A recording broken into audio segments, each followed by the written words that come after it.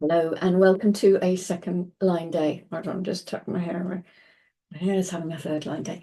It's a second line day. We are in gate 63, the gate of doubt, and the gate called after completion. And we are in the second line that is called structuring. When you get to the second line, we always remember that second lines are projecting out. So whenever you meet these second lines, these are the people who will be projecting out their doubt and who are going to be suspicious of you, or projecting out that they're suspicious of you. They may not be. It might not be true at all. But this is something that will always come out because this is the nature of second lines. So it's called structuring. And what this line is revealing, remember that the second line has a resonance to the fifth line, which is always the universalized nature of the hexagram. So it is that this question is what's important. It's not the answer. It is the question that rules our future. It's the question that has all the power. That's what they're saying here. The question is the inspiration. If there's no question, there's no need to answer anything. There are two things that can happen to people who carry the power of the question. Once that question is responded to, the fourth gate comes and it wants to bring an answer, but they want to hold on to the power of being the questioner. Or their question is responded to and they can let it go. We'll see it as we go through.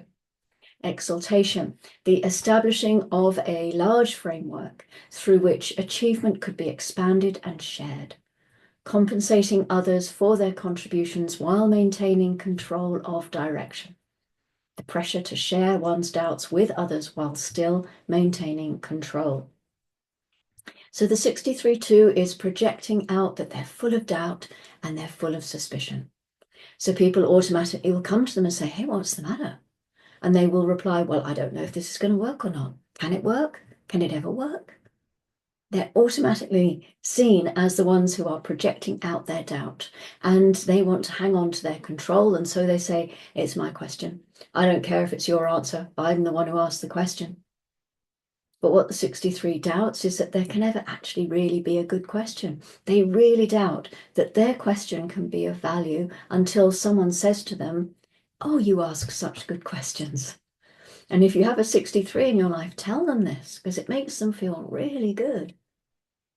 And in the detriment, we have instability in achievement that when in positions of authority leads to arrogance and the desire to keep others away from the center of power.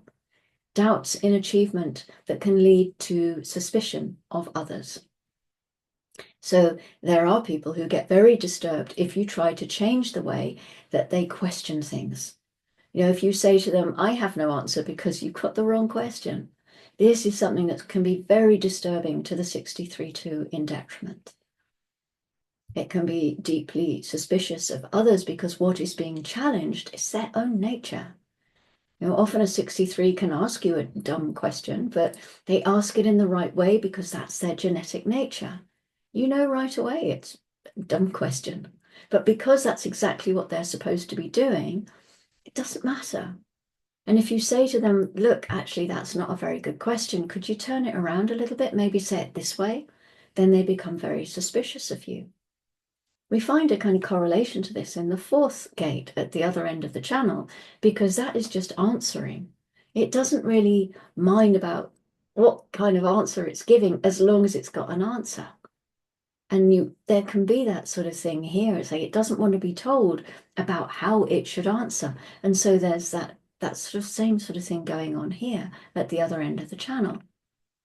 So if you challenge the questioning of a 63-2, that's when they can actually really crumble. They can become really suspicious then. And then they live out all that anxiety that they don't even know whether they can share a question. No, they don't bother anymore sometimes.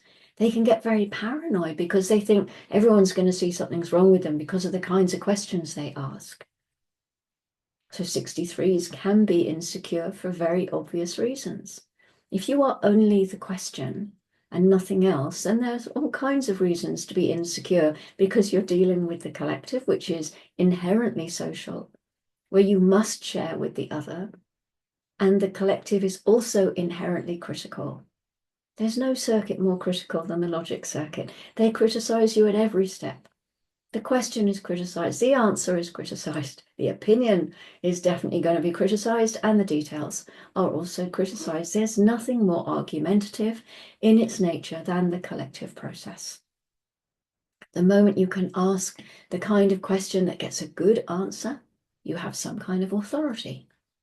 This is the scientist that goes out, writes a paper, signs it with his own name, and leaves out the 16 assistants who did all the work to get it to this point. You know, they're the ones who are saying, yeah, I've got the answer to this. Yeah. And they end up as the questioner taking the authority. And these people are always afraid someone else is going to come up with a better question. The competition of the collective can be quite incredible. A question is always going to be inspiring to someone, and there is always going to be another question. So the grounding is coming from 64.2 called qualification. I remember back when I did the transit, I mentioned this before, when I did the 64 and the 63, and the 63 was the grounding. There were a lot of lines that I just said, okay, you do this one, as I don't know. I do have the 64. I often feel very confused with some of these head gates, you know, how to link these two lines together. There are some obvious things here. They're both collective, of course, and so they share that kind of keynote. They're both second lines, so they're going to share all those kinds of keynotes. This is where I see the grounding. So please share in a suitably collective way if you have any answers to my doubts about how these two play together. The moon has been in gate 21 since 1:15 this morning. It's the ego center gate of biting through, trying to keep control within the tribe. We have two channels today, courtesy of the moon and her connections. First to gate 51. The moon transits into 51 at 10:22. This is a heart gate, ego gate, that meets the G center and the 25, which is where Neptune is at the moment. And so we have the channel of initiation. This is an activation which can shock us into launching ourselves across the abyss in order to reach enlightenment. In the mystical circuit, this is the way forward to enlightenment. The priest or the priestess is standing at the other end in gate 25, and they will either let you pass or they will send you back across the abyss to the mundane world, pushing you towards the channel of the materialist and away from your spiritual awareness. Next, the moon is going to move into gate 42, the sacral gate of growth, where it meets Mars in gate 53 and brings us the channel of maturation, the format channel for the abstract circuit. Maturation is the cycle of life from the beginnings in 53 to the endings in 42. And the abstract way, the experiential way, is what happens in between. This tells us that all experience is cyclical in nature, even if those cycles are so huge, or maybe even so small, that we don't even notice that a cycle is unfolding. Still, cycles are what all life is built on. The final moon gate today is gate 3. It's another format gate. It's sacral and it's individual, and it is called ordering, difficulty at the beginning. This is where we find mutation. And mutation can find life very difficult at the beginning. It needs to be ordered in order to move into the collective, which it does by first mutating the tribe.